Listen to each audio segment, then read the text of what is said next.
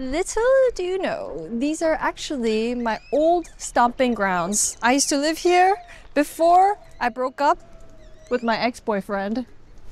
We're in London. London is one of the most culturally diverse places in the world with over 270 different nationalities. But with all those influences, what is British food? For the next 100 hours, I'm eating my way across the city, discovering some of its best eats, from a proper British breakfast to tea, Banglatown spice, an undercover Jamaican spot, and to a final pint of Guinness. By the end of this video, I'll have my answer and you'll book your flight to London.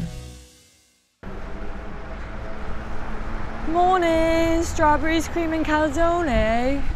We're starting our tour in central London. You'll find Big Ben, the House of Parliament, and icons that define Britain to the world. Right next to Westminster, you'll see River Thames, the lifeblood of London that's famous for being mysteriously brown. Look across the river and I spy with my little eye. It's the London Eye. Steps away is Buckingham Palace, home to King Charles with its famous changing of the guard ceremony. And this means one thing: we're starting our morning with a proper, full English breakfast.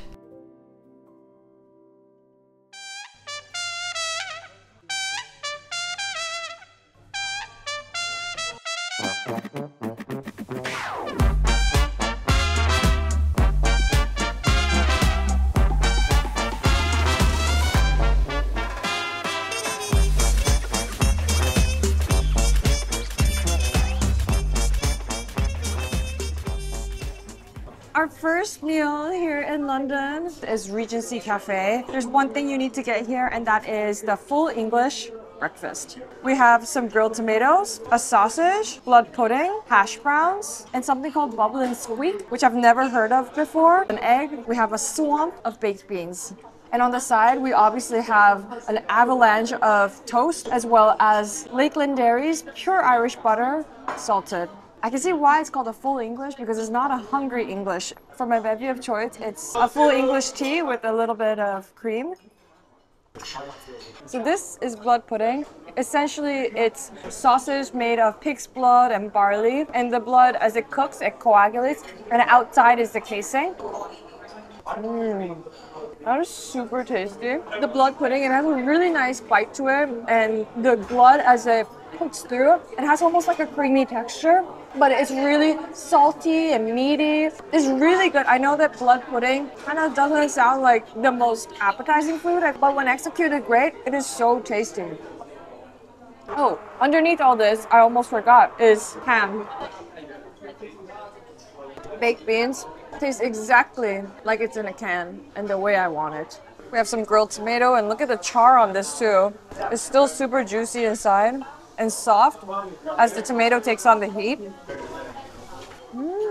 It simply just does not get any better. Oh. I like to call this a warm surprise. This is the type of golden shower that I'm looking for. There's toast. But sometimes there's nothing better than white toast with a little bit of butter, loaded, an egg. Wow, look how runny this yolk is. Wow. Could eat this every day, but probably shouldn't. So this one's called Bubble and Squeak. I don't know where it gets its name. Doesn't taste like much. Hash browns. This video is sponsored by Arlo.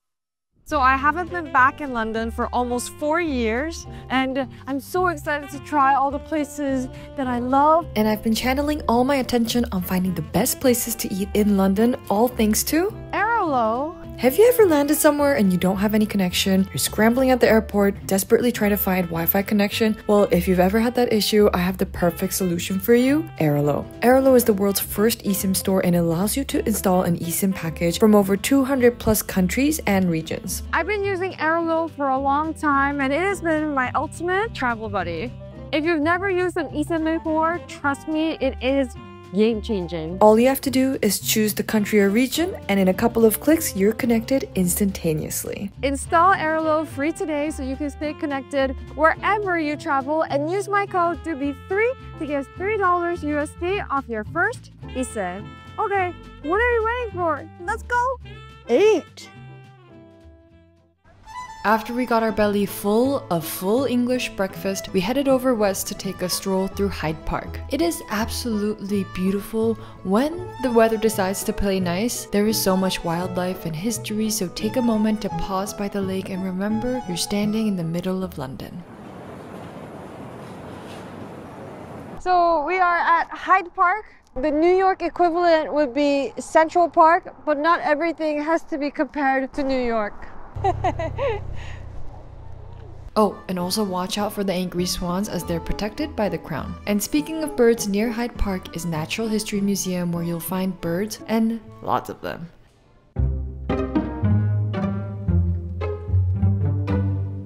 You'll find everything from saber-toothed cat skeletons, dinosaur skeletons, glittering gemstones, but the star of the show is the life-sized blue whale suspended from the ceiling in the main hall. My little tip is to make sure you go upstairs to get an even better view of the museum itself and its stunning Victorian architecture. You'll see the little details like the monkey on the ceiling, and to this day this is one of my favorite places to come visit. Time flies when you're having fun at Natural History Museum because by the time we came out, it was already afternoon. And a quintessential English experience you need to have while visiting London is afternoon tea. We made a reservation at Brown's Hotel, one of London's oldest hotels, famous for serving traditional afternoon tea since 1837.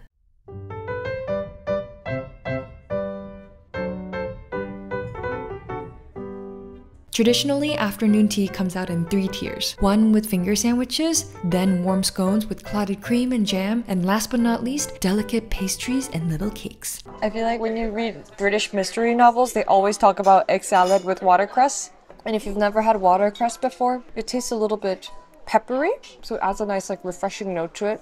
So these are the plain scones, and then these are the ones with raisins. And then on the side, we have clotted cream, as well as strawberry jam. You know the saying, cream of the crop? That is clotted cream because essentially what you do is you get heavy cream, which is, already the fattiest part of the milk, and you bake it so that it evaporates, and it's the top part that gets incredibly thick. Just think of it as cream, but with less moisture, so it almost has that buttery, creamy, gives you heart disease kind of taste that you exactly want with your scone. So you want to go for the side crack right here. Will you marry me? I think the most important qualification for a scone is that it's not too bready, buttery and crumbly. That's an incredible scone. And because it's on the more drier side, you want to supplement some extra creaminess with the clotted cream, as well as a hint of sweetness coming from the jam, and the color of this jam, beautiful. If you've never had clotted cream before, your heart is probably thanking you. Kevin, do you know what this is? This is me, a hot tea. Do you know how I know? Because I'm Tina. I'm gonna be honest with you, this was Kevin and my first proper afternoon tea experience and it was incredible. It was such a great way to sample different teas, and with the pianist playing in the background inside a historic old hotel, the whole ambience felt super special. I'd highly recommend you to book it in advance before your trip. Okay, I'm gonna have more cake. After a little tea session with Nibbles, we decided to extend our snacking affair by heading over to Borough Market. Welcome to Borough Market! Borough Market is London's most famous food market with roots going back over 1,000 years. Today it's packed with vendors selling everything from artisanal cheese and baked goods to international street food, but today we're keeping it simple and classic, going back to some of my old favorite places. Our first stop is Ginger Pig, a legendary butcher and deli known for its sausage rolls. Traditionally, sausages were invented as a way to use up less desirable cuts of meat, but places like Ginger Pig, they focus on quality to make sure that the sausage is artisanal for their rolls. So this is the sausage roll from Ginger Pig. If there's one thing you need to try at Borough Market, it is this one. Ginger Pig, they have a butcher on the side, and whatever trimmings they have, they make sausages with it. So they're making fresh sausages in-house, and it's covered with a puff pastry, and you can see from the glaze that it has a nice egg wash and it's caramelized, and it also comes warm. And this is like a big boy. This is heavy as heck. Of all sausage rolls, I would say this is also very chody. It almost looks like a pain au chocolat, but inside it's actually pain au sausage. And having a warm, meaty sausage roll is the best sausage roll I've ever put in my mouth. Sorry, Kevin. One thing that the Brits have really excelled in is covering meat in dough. And the sausage itself is not too dense. It's juicy. Like when you bite in, there's just like a burst of fat that just completely just splashes in your mouth. Whatever I say, this is not gonna sound good, okay? It's very juicy meat in my mouth. That was very indulgent. I'm gonna grab a little cup of coffee to just cut through it. Across from Ginger Pig, follow the sweet smell of coffee wafting through Borough Market and you'll be led to Monmouth Coffee. First step to addiction is admitting that I'm addicted to Monmouth Coffee. So we're getting a little midday coffee break.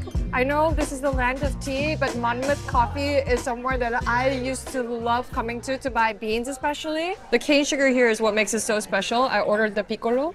And I like to do a scoop. And this one is the piccolo. It's like rich, caramely, and so toasty. Like, I would say this is like one of the best coffees I've ever tasted in my life. I don't know like a whole lot about coffee. I just like drinking it, but creamy, caramelly, and almost chocolatey. And this is dark roast. That is what they do really, really well here. Wow. Our last stop for Borough Market is the Black Pig, specializing in Spanish-style sandwiches, especially their ciabattas stuffed with slow roasted pork, manchego cheese, engulfed in like a focaccia bread. And what's pretty special about it, they have these gigantic green eggs where the pork essentially like almost like pulled pork consistency is just amount of meat. Okay, you take one. Yeah, this looks bomb. Also, like very heavy as well. The pork is so juicy. Oh, where's our like sandwiches? Layers and juicy.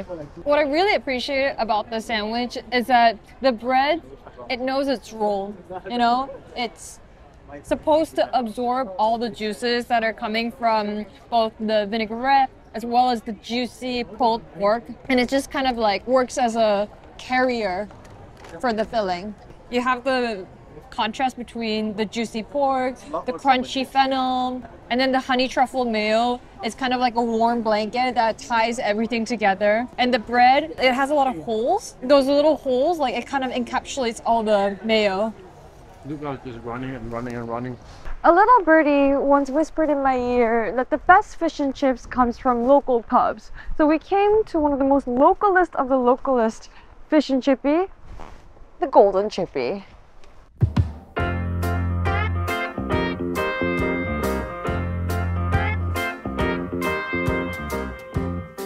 This is your large pot.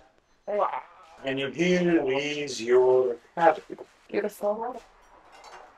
There it's gone into the rice flour, and now it's going into our special butter. And it goes in. What I love to do, fish and chips together.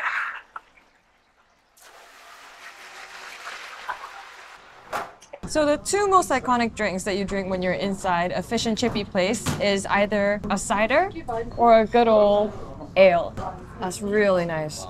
The star of the show, which is fried fish. We went with the two classics, which are cod and haddock. On the side, we obviously have chippies, which is the British word for French fries. And the two sides that we cannot not talk about are mushy peas. And as the name connotes, these are quite literally mushy peas, as well as homemade tartare sauce. So this one is the haddock. Do you see the batter to fish ratio?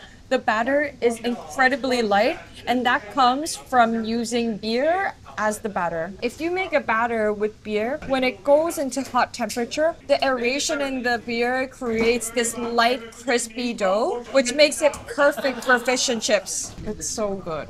It is so good. The thing is, the fish just melts in your mouth. It's really the perfect bite, but we're gonna make it even more perfect with a good dollop of tartare sauce. The quality of the fish and the food just screams for itself. Now that we tried the haddock, actually, let's try the cod. Cod is definitely a little bit more smaller, but look at the batter on this cod. You want your fish and chips to look like it has eczema. Flaky. Mushy peas should not be brown. It needs to be green like this because it means that it's not overcooked. You're retaining the freshness of the green peas itself, and you get that nice creamy texture along with the crispy fried fish and the cod.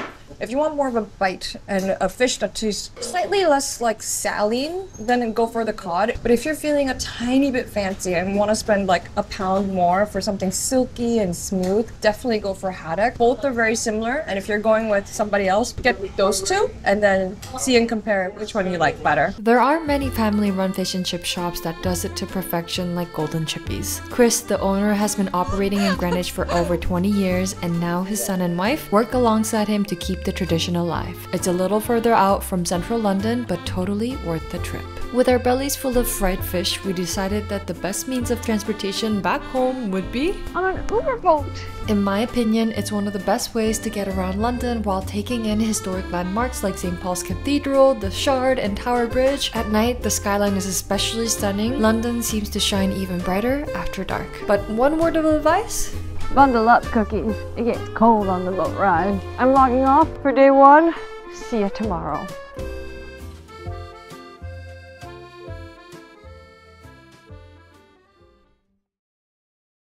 Good morning! For day 2, we're starting off with a classic Cantonese breakfast with my old friend Lily. We're doing a traditional yum cha. So you sip tea and also have dim sum, and it's very much like a morning like brunch thing. I know when dim sum is eaten.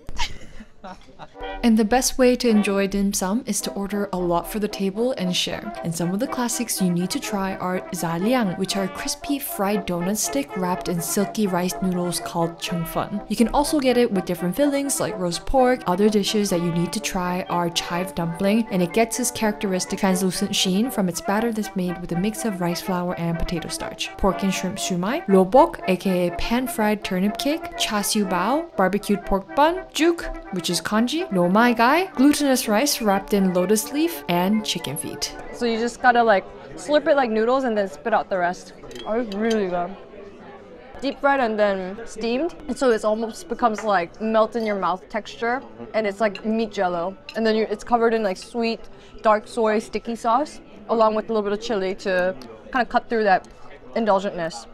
So this one is the pork and century egg congee, and then on top is youtiao, which is essentially like a Chinese donut, and then it's made with broken rice, so it has a very like viscous, almost glue-like consistency, but it's very soothing on the stomach. And then on top there's also scallions. We did a little soy and vinegar sauce on top, and a sprinkle of white pepper to give it a little bit of earthiness. And then the little black things that are embedded are century egg, and it's a little funky. It's like blue cheese equivalent of umami and depth, and it's that nice like salty bite that you get with the congee. It's a nice contrast. Yeah. Oh, that's good. Yeah. Wow. Oh, the broth is like, So good. it's kind of like the chicken noodle soup equivalent. I can feed you also. No.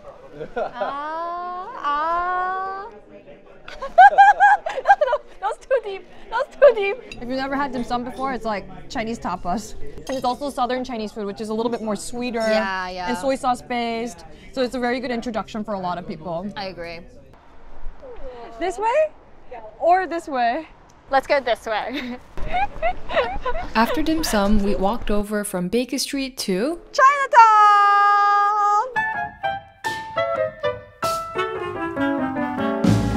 London's Chinatown is packed with great food, with Chinese gates and red lanterns hanging overhead. It began in 1970s as a center for Hong Kong Cantonese immigrants, growing into a hub of dim sum houses, barbecue shops with roast dogs, and Cantonese bakeries. One of the oldest establishments you need to visit is Chinatown Bakery, serving Hong Kong-style baked goods since the 1990s. Some of the things that I love to get here are definitely the roast pork bolo bao. This one is awesome. And then this one's so good too. Like, a lot of people love the sausage bun. These sesame balls, this one's also bomb. Everything is baked here. You would go crazy for this one, Kevin. This one is like, this one's so good. Peanut cream bun. You wanna try the, what is this?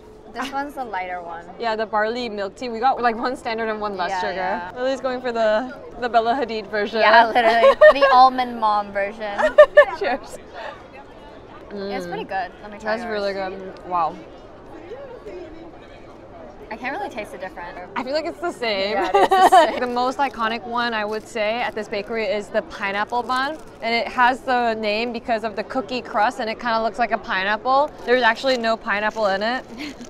It's like Lily's lips.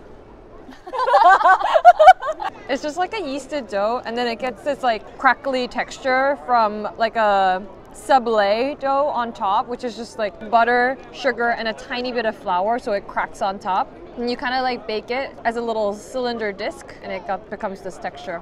So good though. It's not too sweet. What are you rating this really? Out of 10, Yeah. I'd say like, give it 7.5 out of 10. Wow, harsh critic, harsh critic. Okay, why? This is gonna be a 10 out of 10. To be fair, Lily has a bias towards glizzies. yeah, no. Also she ate the fucking paper. Yeah, this is where I've never seen somebody so eager to eat a hot dog bun. hot dogs are so good. Bread is nice and like soft. What about the glizzy itself? Glizzy is perfect. Not too salty. Yeah. You can't have it be too salty. That's very Otherwise true. you don't want to eat all of it. Before Lily left, we spent the day walking around Chinatown. What I've covered is only the fraction. There's so many restaurants here, and not just Cantonese, but from all over the world. A long line of Asians makes me want to line up. We got premium jasmine milk tea and also a lapsang milk tea. So lapsang is the James Bond drink, but this is in the form of milk tea. Lapsang is just like a smoky, toasted tea varietal that's fermented, and it is my favorite thing. It just smells smoky. If you're not a smoker, this is the closest it gets to smoking a cigarette. Damn. Molly tea, perhaps more addicting than Molly because sugar is actually one of the most addicting substances on earth. Wow, this is so good. Nobody asked me this, but I gained weight in London and I don't regret it. For our next bite, we're going to Kiln. Located in the outskirts of Chinatown, it's mentioned in the Michelin Bib Gourmand. They take no reservations and it's walk-in only. They serve Thai and Southeast Asian inspired food, but what really sets them apart is the way they cook, using something rudimentary yet incredibly difficult to wield: fire. No, I don't roll tobacco, but I would like to roll some steak with spicy sauce. That's my kind of hit. Wow. Not only is this probably one of the best pieces of steak I've ever tried in my life, the contrast between the sweet and slightly bitter leaf that you wrap it in to kind of make almost like a lettuce taco, along with the spicy tomatoey sauce that goes on top and the flaky salt. Like that one bite is so crazy good. But what's even more special that I want to say is the amount of flavor that is encapsulated within the fat cap. And this just doesn't come from conventionally farmed beef. It comes from cow that has been aged, and you know that it is cow that has been aged from the color of the meat. And this one is the plum salad that is dressed in fish sauce, and the little sprinkles as you see on top are pulverized toasted rice. And this is what enables the sauce to cling on to the plums and also absorb it. I think of it almost as a vessel that kind of thickens it but adds a nice toasty aroma. That's insane work. Kiln has been one of my favorite restaurants when I was living in London, and 5 years later, it is still one of the best. There's no kitchen like Kiln, and how they do it and their value behind it. It's truly special. But yeah, back to the plums. It is the juiciest plums you will ever taste. It's incredibly sweet, and that sweet is offsetted by the funkiness coming from the fish sauce. You get a little bit of that toasty note and an aromatic, fresh bitterness coming from the greens as well. Every restaurant has an iconic dish that really builds up their name, and for Kiln, it is the clay pot noodle. It is the dish that's been on the menu since the age of Kiln. So these are Thai mung bean noodles that are pre-soaked in dark soy sauce, and then she's cooking it over a charcoal oven. That's the thing I find so impressive here is that there is no gas ovens here. Everything is powered by one and only firepower. You need to learn how to control the fire and tame it. That is the most important. I'm gonna try the mung bean noodle. So this is flavored with crab. I love these clay pots. If anyone watches Jujutsu Kaisen, it literally looks like jugo, and I love it. Jugo reference photo right here. One of my favorite noodles of all time. It is so good and so simple and under 10 pounds. If you're traveling in London and also as a solo diner, I highly recommend Kiln because the clay pot noodles are so filling and so delicious. And it is the dish that you have to try, and you get a glimpse into one of the most buzzing, exciting young restaurants in London.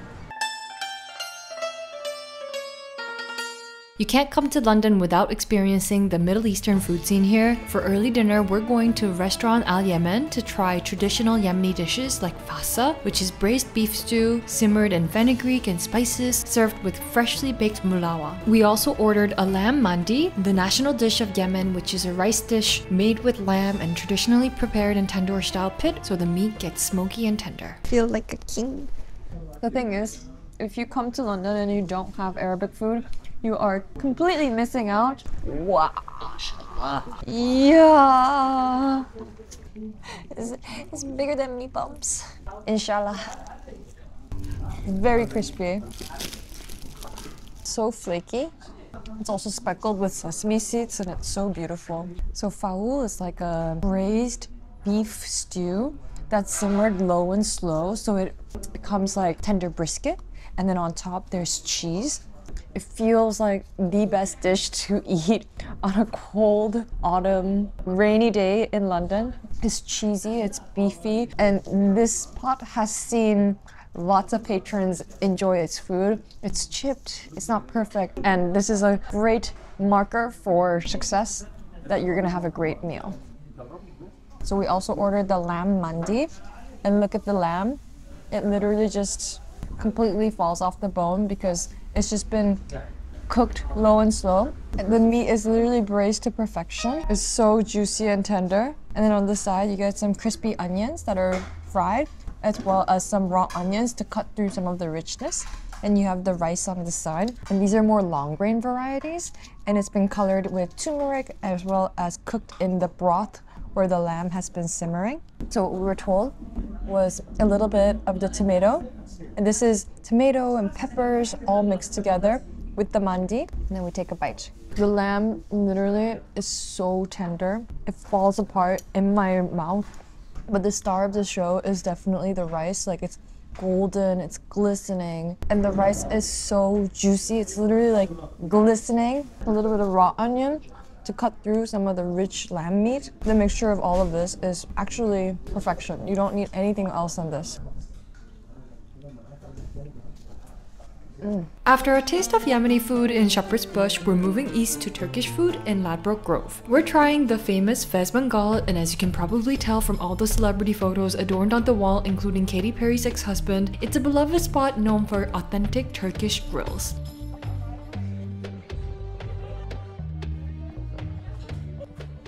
The moment you step in, you're engulfed in this cloud of meat, and I'm all for it. We have some hummus, baba ganoush, tabbouleh, and yogurt with cucumber.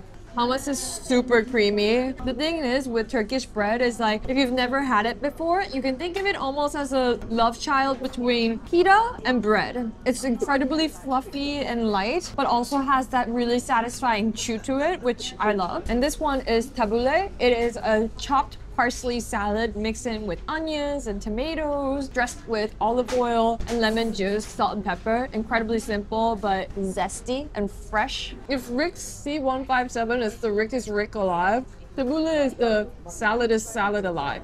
Does that make sense? So we ordered lamb beiti and chicken beiti along with the kebabs. Beiti essentially just means minced meat. So you can see over there in the refrigerator, it's the prepared minced lamb and the chicken kebabs. And it's spiced with chilies and onions and tomatoes. You can think of it as the Turkish meatball. All I can say is it's a symphony of flavors. It is so incredibly juicy, and the smokiness that comes from grilling it on the charcoal. What I really like about this style of grilling is the amount of surface area. So you get these nice crispy bits that are browned and retain that juiciness within. If you know how to eat, like me, you know this is the way to go. This is what you want to do. You want to do a bed of rice Over on top, you put a kebab. Choose the meze of your choice. I'm going with tabbouleh to have a little bit of an herbiness, a little bit of mint yogurt sauce because that goes incredibly well with the lamb, and a little bit of spicy tomato chili paste on top to give it that final zing. You know the food is gonna be good when you gotta tilt your head 90 degrees. That's freaking incredible. Some of our other orders include grilled halloumi. So halloumi is a Turkish cheese that is grillable in the sense that when you grill it over heat, it still retains its structure and it doesn't just melt everywhere like American cheese because that's pumped full of gelatin and capitalism. Incredibly rich in protein. A lot of vegans love it because it's so high in protein. In terms of taste, it tastes something in between feta and mozzarella together, but it is very special. It has a more of like a squishy texture when you're eating it, especially when it's grilled. It has a really nice char, but it's salty and briny at the same time. I love halloumi. This is what tofu wishes it was. This is kind of like Turkish margarita.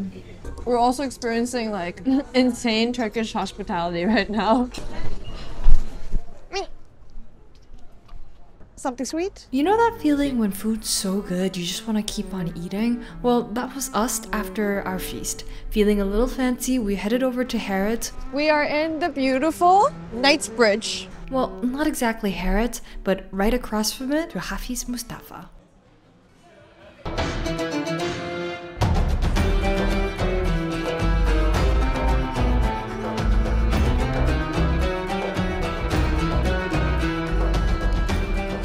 Okay, we're getting a little tester.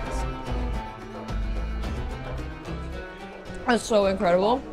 It's a little bit moist, it's a bit wet, and doused in sugar syrup, but it's not overwhelming in any way either. And it is part of the experience to try a little different things and then see what you want to eat. We're definitely gonna get one of the pistachio ones. I like the attention to detail. You're filling me up right now.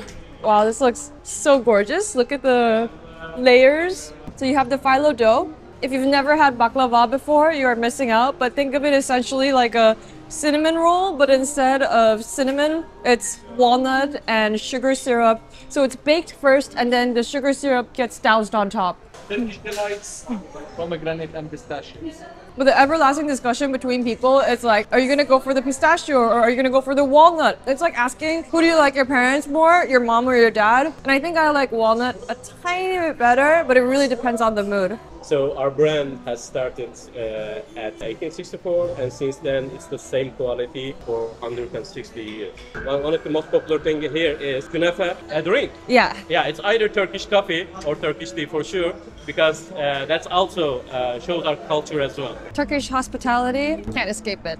Can't escape it. Turkish delight is like if a fruit jelly and a marshmallow made love and then gave birth. It's punchy, it's a little bit fruity. This is the perfect way to end your night. And the reason why you want to drink black tea with baklava is because baklava is drenched in syrup and sweetness. The most important thing is to chase it down so that that little bitterness and that sweetness mingles together and creates magic. So this is kunafe, and it's made with shredded phyllo dough. And when it's served warm, you want to drizzle either honey or syrup so that it soaks up all the sauce, and a sprinkle of very green pistachio on top. And inside is usually like a fresh cheese, while you get that nice, satisfying cheese pull. And it's a mix of cheesiness and sweetness. My goodness. My goodness. If you've never had a kunafe before, and it's really all about the contrast of textures. You have the really crispy and flaky shredded phyllo dough, the nutty pistachio, and you get that nice sweet and salty balance from the cheese. Think of it as Turkish cheesecake. You know, on top of the sweet desserts, you get this incredibly sweet view of Harrods right in front.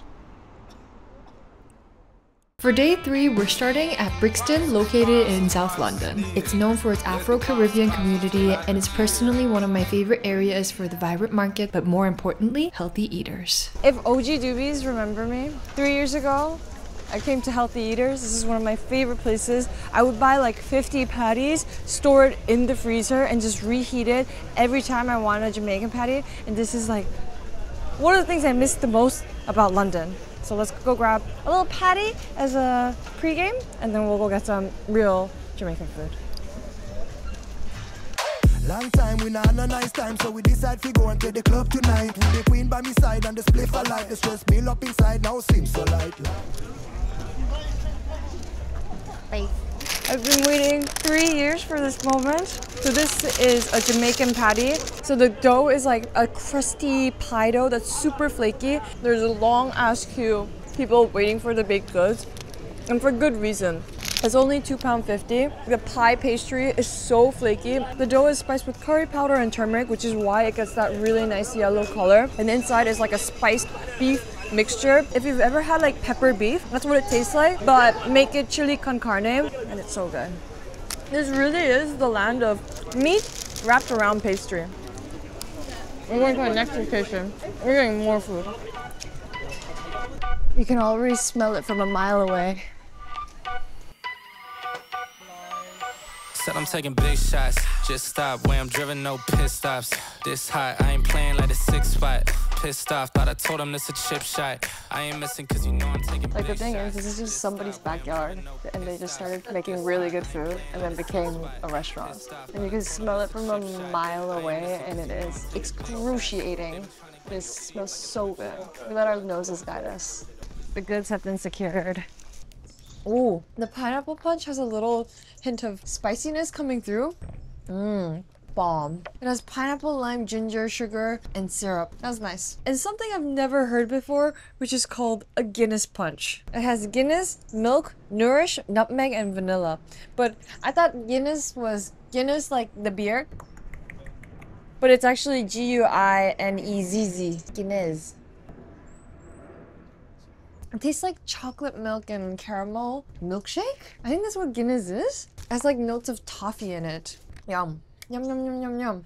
On to the fun stuff. We ordered an oxtail with rice and peas in large, and look at this, it's still steaming. Wow.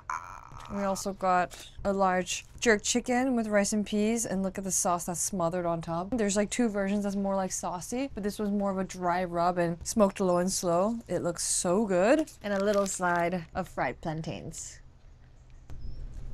Wow. I'm gonna try the sauce first. Wow.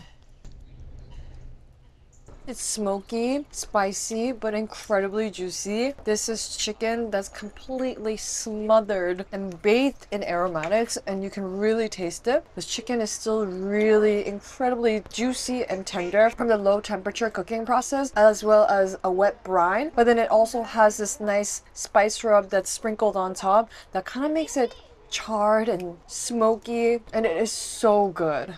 Unbeatable. So oxtail is a cut that needs to be braised low and slow for a long time because it tends to be quite chewy due to all the tendons. But if you pressure cook it and cook it slow, this is the end result. Basically, it's the tail that's cut like... That's oxtail. You know what I mean? What I love about oxtail is not just the meat that surrounds the bone, but all the tendons. Like, it gets that nice stringy, juicy texture, and it just completely melts in your mouth. And I'm getting emotional talking about this because it is so good. They do Caribbean food different in London. It is so good. I don't know how to explain it. It's that smoke and the char and the wealth of produce that's available at Brixton Market. All the scotch bonnet peppers. Maureen's is like getting invited to a cookout you're not cool enough to get invited to, but being able to taste the food, and it is incredibly special. It's in your neighbor's back door. It's also a family run, incredibly homey business. And the thing is, there's no sign outside, but it is packed inside. Like, the whole backyard is their operation, and the restaurant runs from the house, and it is incredible. I can see that Maureen's is like your friend's mom who's really good at cooking, and she starts selling a little bit of food to friends and family, and it just, the word spreads. Hey, my little friend. When the heat kind of like catches up a little bit, you want to chase it down with a golden fried plantain. If you don't go to Brixton while you're in London, as a foodie, you're completely missing out. We're gonna go get some pie and eel because we in London, mate. One thing you've got to try while you're in London is pie and mash. So we headed over to Tower Manze. This East End institution has been serving the dish since 1910 and it feels like you're stepping back in time. The classic plate is minced beef pie, creamy mashed potatoes, and a parsley liqueur sauce. Another staple is jellied eel, a true old school London delicacy. So we ordered one pie, one mash, and liqueur. So liqueur refers to the parsley sauce that's poured on top. And the way that I learned to eat this, poke a hole in the center of the pie, and you have this malt vinegar with chili, and you put it into the hole so that the taste of the hot chili vinegar seeps through the pie. First bite. There is something genuinely very comforting about it. This is my first time trying pie and mash, and I know the liqueur looks pretty interesting on camera, but there's actually something incredibly comforting about it. The pie crust is super flaky, and I love the caramelization on top. The filling inside, it doesn't really, I'm gonna be honest, it doesn't taste like much. I can see why you douse it with a lot of vinegar. The vinegar adds a really nice acidity along with the chili. Also, if you think about it, like this whole plate is less than £7. And when you think about how notoriously expensive London is, like this is a really great hearty plate of food. The difference with the vinegar and without the vinegar is very, very big. The vinegar completely elevates it. It weirdly tastes like fried dumplings. Like very, very similar to fried dumplings. I'm gonna have a little bit of the mash. These potatoes taste just like my mom's, but that's not necessarily the best thing. But it's straightforward and comforting and really nice. I am looking forward to this one though. Jellied eels. This looks wild. So this is jellied eel. The jelly comes from the coagulation from the eel itself. Eel is quite fatty and it has a lot of bones. When you cook it for a long time, all the collagen seeps out and it becomes jello-fied. I feel like this is something out of like a 70s meal where everyone started jello-fying it and it was really, really cool. Have I ever had jello that tasted of seafood? Never, but there's a first for everything. And the waitress that was serving us told us to be very careful of the bone in the centers and to eat around it. Let's leave it at that. To lightly put what the jellied eels tasted like, imagine not cleaning your fish tank for a couple months and adding gelatin into it. That's what the jellied eels tasted like, cold and swampy. So I ran over Tower Bridge in search of something to cover the taste with and landed in Banglatown. Historic Brick Lane, East End, Daily Offender.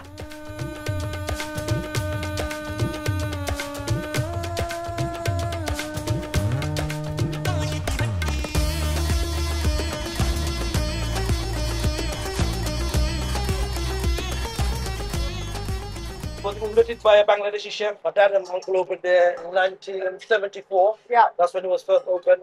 Now it's me and my brother running the whole place. So something that you have to do when you're on the East End of London is come to Brick Lane. There's a wealth of Indian, Pakistani, and Bangla restaurants. And today we decided to come to Sheba. Indian music videos are another level though. I am so excited to try this out. It's a very traditional Bangladeshi shrimp dish. And this too was also grilled inside the tandoor oven. We obviously have to get tikka masala because this is the national dish of England. This one is the lamb nuraj, and this one is the chicken sakuti. It's one of the most famous dishes of Goa, and it is a coconut-based spicy curry. This looks fantastic. We ordered the garlic naan. The way that he was making was incredible. He scooped a bunch of the confit, like minced garlic on the naan mixture, and it was just bubbling like crazy when it hit the tandoor oven. Really good. And you can smell the smokiness as well. I understand why this is like the national dish of England, and it's just thick and very comforting. But what I am definitely the most excited to try is the shrimp. So this is shrimp that's marinated in tandoor spices as well as yogurt. Wow. Like the shrimp is cooked to perfection because it was marinating in the sauce. It's so juicy, super, super good. I'm gonna try the lamb curry, and this one is with the paratha. If you like sweeter curries, I would definitely say tikka masala is your go-to. It is comforting and just very warm spices. This is exactly what I crave on a winter day. Now I'm gonna try the chicken sakuti, which is the national dish of Goa. And this one is also a coconut-based curry. This one reminds me really of the curries that are served in Southeast Asia because of the heavy coconut flavor. It's really freaking good. Maybe our video can be here. Replace Top Jaw. The wave of Bangladeshi immigration came mostly after World War II, transforming Brick Lane into what is now today's Banglatown. By the 70s, many began opening curry houses and cafes, turning the area into a hub for the community. And of course, every community needs something sweet, so we popped into RajMahal Sweets for a little late night dessert. So we are from Bangladesh originally, but because of the area and demographics, we range for Bangladeshi, Pakistani, and Indian Sweets. Bangladeshi community migrated from Bangladesh, Southeast Asia in the 1960s and 70s. But now what's happening, like gentrification has been moving out. So people are coming in, and now you've got a mix of people. This is food businesses, especially. Curry houses that you see, they've been trading here for like 20 years plus. The only building in the country that has ever been home to 3 major faiths. So previously it was a church, then synagogue, now a mosque. Huge thanks to Kareem for showing us Brick Lane. His hospitality reflects the pride and love the Bangladeshi community has for this neighborhood. And with that, I'm logging off. See you again here in the morning. And this is what Brick Lane looks like in the morning. Every Sunday there is Brick Lane Sunday Market where you'll find a mix of vintage clothes and hipsters, but what I'm interested here is something more holy. And that means one thing, bagels at Biegel Bake.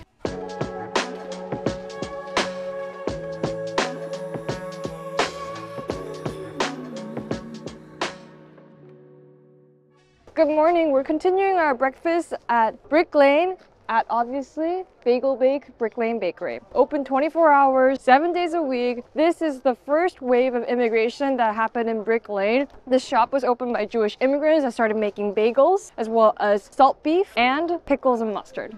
I choose you, salt beef bagel. Inside, it's absolutely hectic. Even if the line is long, the service just goes super fast, so don't worry. The only thing you need to worry about is the mustard getting on your Uniqlo jacket. You gotta dislocate your jaw like a python to get this in one bite.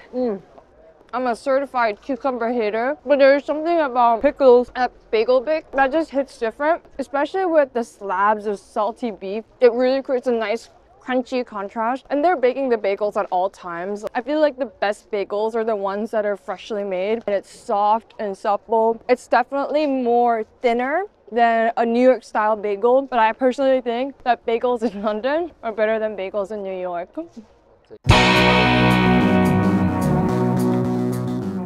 We're continuing our market journey by going to Camden Market. It started in the 70s as a small arts and crafts fair that quickly grew. It became iconic in the 80s and 90s, especially for its punk and goth subculture. You'll find everything from vintage clothes, crafts, to street food from all over the world, and it's situated beautifully right next to the canal. Hey, don't touch me there. This is my no-no square. We're here at Camden Market. I feel like nowadays every city has like an outdoor food market thing going on, and Camden is obviously one of the most historic places in London. The food here is actually surprisingly, I know it looks like a gigantic tourist trap, but it's actually pretty good. And I'm gonna go to a couple of my favorites, which is cheesy naan.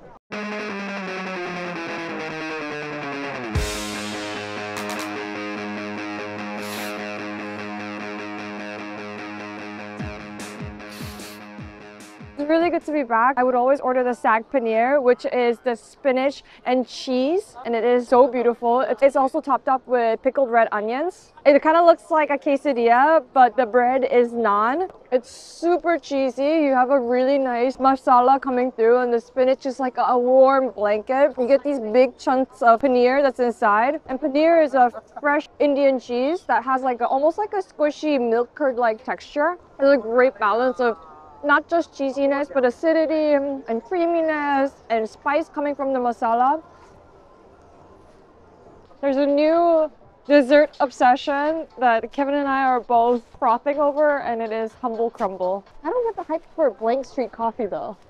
There once was a ship that put to sea, and the name of that ship was the Billy O.T. The winds blew harder, bow drip down, blow me bully boys blow. I'm just gonna make it be known. Humble Crumble is a chain. You're gonna find multiple locations. I think there's one in Borough Market and a couple around the city. And just because it's a chain doesn't mean that it's not good food. Humble Crumble is something that I tried for the first time this time around, and it has been something that Kevin and I have been just, you know, we cannot get it out of our head. You get a layer of the apple cinnamon butter on the bottom, crumble goes on top, and then it gets ladled over with a hot custard on top. To me, there's not that many desserts that beat fruit-based desserts. I love the layers of the apple and the cinnamon and the hot warm custard and the crunchy crumble. It's something that's like super, I don't know, what would you say? Satisfying? Indulgent? All of the above, maybe. Like, I love the speckles of vanilla that you see embedded within the custard. And they just have this like, almost like an Instapot of hot custard just simmering away, and it is unbelievable.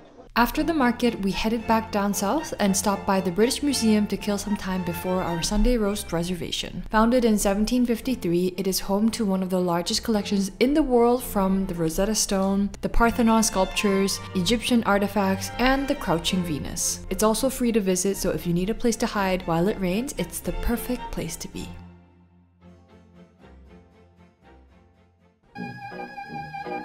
I feel like this is a quintessential British experience where there's always candied peanuts and almonds right in front of any major tourist attraction. What he said, it's very delicious. Tastes exactly what you would expect, but it always hits the right spot, especially when you're a little tired after looking at a lot of art.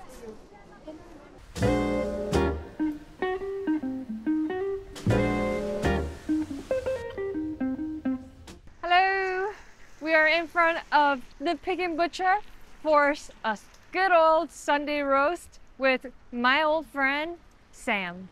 For our final dinner, we're going classy. A Sunday roast is one of the most traditional British meals, and as the name suggests, it's served on Sundays. It's a family-style feast of roasted meat, crispy potatoes, seasonal sides, and most importantly, Yorkshire pudding. It's a savory baked batter that's meant to soak up all the gravy. If you want to be a proper Brit, you got to shut down. You genuinely. Is that actually? Yeah. Is that actually a thing? Yeah.